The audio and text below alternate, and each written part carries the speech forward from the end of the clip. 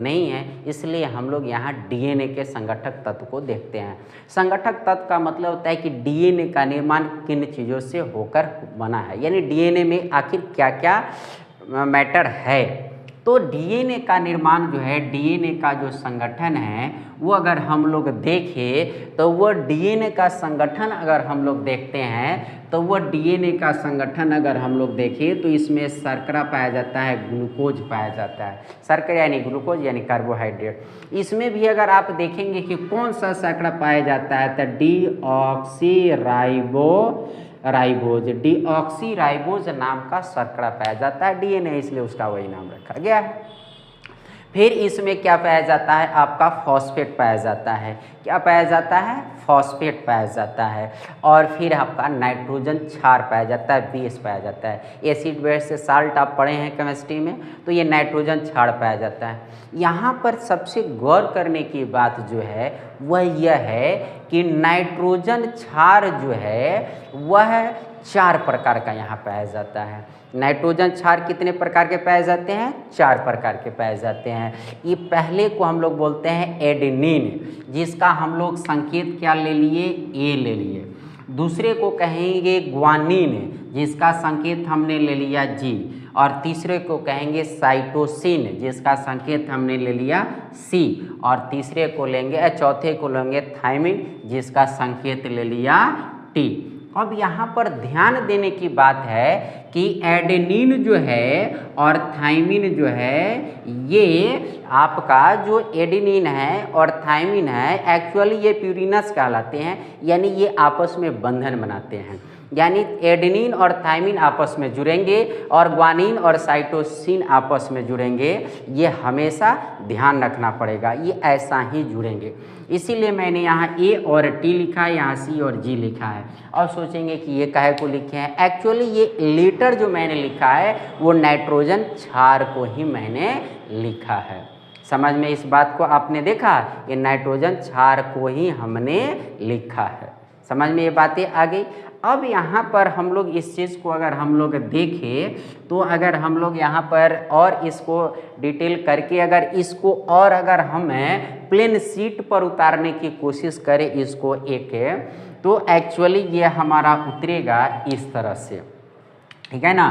इस तरह से हमारा एक शीट पर उतरेगा, ठीक है ना। और ये इस तरह से सीट उतरेंगे और ये जो सीट आपका उतरेंगे, इस सीट के बीच ये जो लकीरें आप देख रहे हैं, ये लकीरें इस तरह की होंगे ही, ये लकीरें होंगे, ठीक है ना। अब यहाँ पर ध्यान देने की चीज़ें जो है, जो बातें हैं, वो आपने ये देखा कि ये अंदर ये जो आपका 4 प्रकार के नाइट्रोजनी क्षार जो है, इससे मिलकर ये लकीरें बनी है और इसके बीच आपस में हाइड्रोजन बंधन है, यानी ये बंधन की बातें करती है। लेकिन ये जो रेखा आप देख रहे हैं लाइन और इधर से लाइन, यानी इसकी दीवार एक तरह से आप समझ सकते हैं, ये किस चीज़ का होता है, एक्चुअली ये फास्फोरस और शर्करा के होते हैं, ठीक है ना। अगर यहाँ पर देखें तो ये फास्फोरस के कण, एक शर्करा के कण, एक फास्फोरस के कण, एक शर्करा के कण, एक फास्फोरस के कण, एक शर्करा के कण, इस तरह से होते हैं। फिर उसी तरह से इधर आप बना सकते हैं और इसको आप समझ सकते हैं। और इसमें देखिएगा तो सब में क्या होता है, एक तरह के बंधन बने हुए होते हैं, ठीक है ना। ये सब में क्या होते हैं, ये बंधन बने हुए होते हैं, ठीक है ना। और ये बंधन और इस बीच में आपका जो देखा है इसमें कि ये सब जो आपका बंधन है, इसमें आपके इस तरह की रचनाएं इसमें भी होंगे, ठीक है ना। ये इस तरह की रचनाएं इसमें भी आपके होंगे।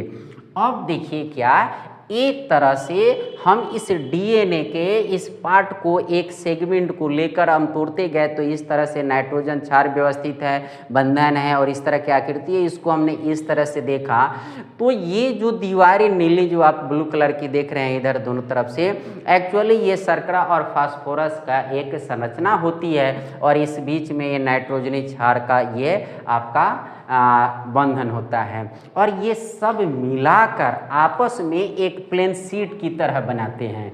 यानी यह एक क्या करते हैं, एक आपका पेपर की तरह बनाते हैं जिस पर आप हम कुछ लिख सकते हैं। और इसी पर दोस्तों ने, यानी यह डीएनए का ही पार्ट है, इसी पर कुदरत ने इन्हीं नाइट्रोजन 4 की मदद से कोडिंग किया है जिसको हम लोग जेनेटिक कोड कहते हैं। तो आइए अब हम चलते हैं जेनेटिक कोड की तरफ।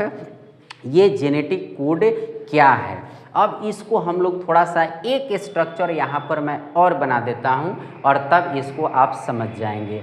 अब अगर यहाँ पर मान लीजिए कि अगर इस सेट को हमने यहाँ पर लाया और यहाँ पर हमने देखा कि इस तरह से ये हमारा सीट है और इसके अंदर हमारा इस तरह का क्या है, बंधन है, ठीक है ना। ये हमारा इस तरह की क्या है, हमारा ये बंधन है, ये लकीरें हैं जो हम आप ऊपर से पहले से आप देखते आ रहे हैं, ठीक है ना।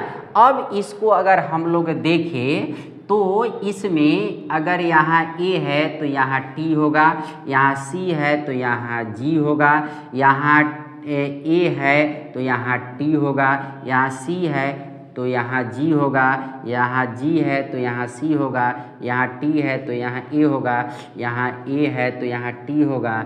ऐसे करके ये, अब सोचिएगा कि हम अपने मन से लिख दे रहे हैं। देखिए आपको एक एग्जाम्पल दिखाई दे रहे हैं, कुदरत ने ये किस पर किस तरह से कोडिंग किया है, ये एक का दूसरे से भिन्न होता है, ठीक है ना। तो इस चीज़ को हम लोग को देखते हैं, समझते हैं। अब अगर आप लोग देखते हैं क्या कि यहाँ पर आप देखेंगे तो यहाँ पर 3 का एक सेगमेंट ले लीजिए, ठीक है ना।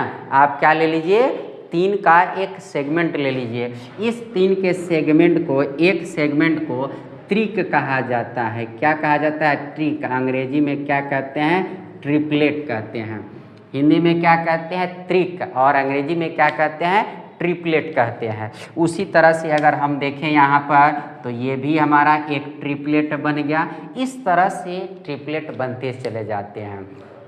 गुणसूत्र में हमारे शरीर में जितनी कोशिकाएं हैं और सभी कोशिकाओं की इस तरह से गुणसूत्र के निकाल कर और डीएनए के स्ट्रक्चर को इस तरह से शीट में बदला जाए तो एक सीढ़ीनुमा जो ये आकृति आपको मिल रही है, यहाँ से चांद तक खड़ी हो सकती है।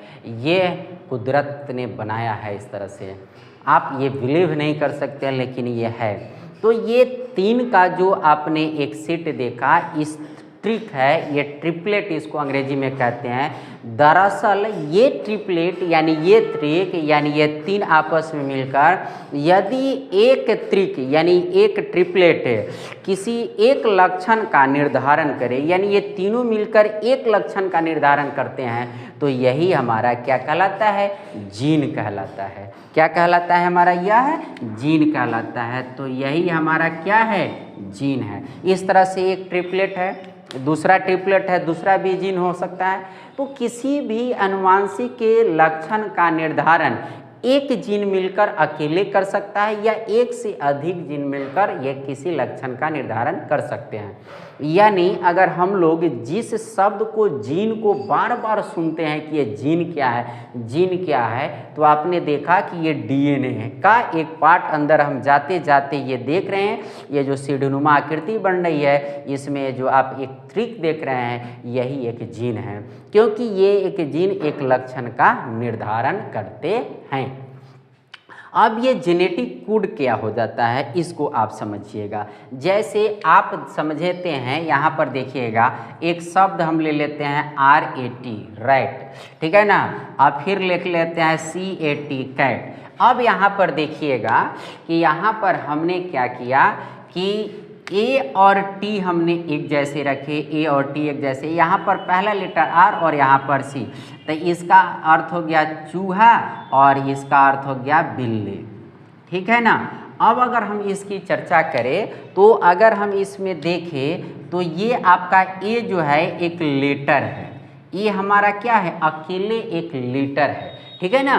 लेकिन अगर ये पूरा को अगर हम मिला ले तो ये एक शब्द है, ठीक है ना। एक शब्द है जो किसी के तरफ इशारा करते हैं, जैसे कैट के तरफ इशारा करते हैं। तो ठीक इसी तरह से आप जो देख रहे हैं इसमें से आपने अगर देखा, जैसे मान लीजिए कि उसमें से हमने ले लिया यहाँ ACGT,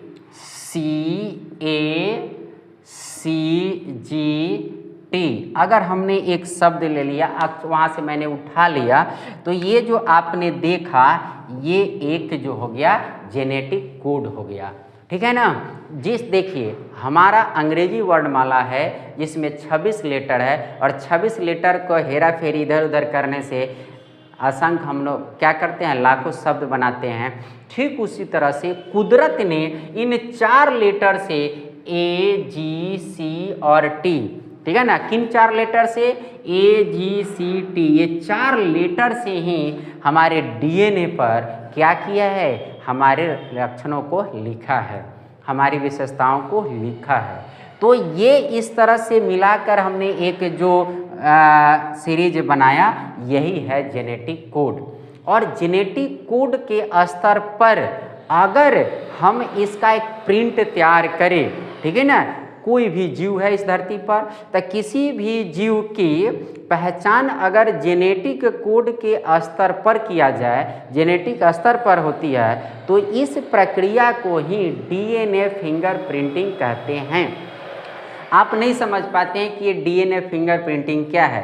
तो अगर DNA का अगर ये जेनेटिक कोड लेवल पर अगर इसकी प्रिंटिंग किया जाए, पहचान किसी व्यक्ति की, अगर किसी व्यक्ति के पहचान करने के लिए उसकी कोशिका को निकालकर, उसके DNA को निकालकर और यहाँ तक जेनेटिक कोड तक उसकी प्रिंटिंग की जाए और उसे आइडेंटिफाई किया जाए उस जीव को, तो इसी प्रक्रिया को हम लोग क्या कहते हैं, DNA फिंगर प्रिंटिंग कहते हैं। तो ये आप समझ में आ गया। अब ये सोच रहे होंगे कि ABCD कुदरत ने क्या लिखा है, ये हमारी कोशिका के DNA के ये सफ़र, थोड़ा सा इस बात को समझेंगे। ये ACD एक्चुअली नहीं है, ये तो हमने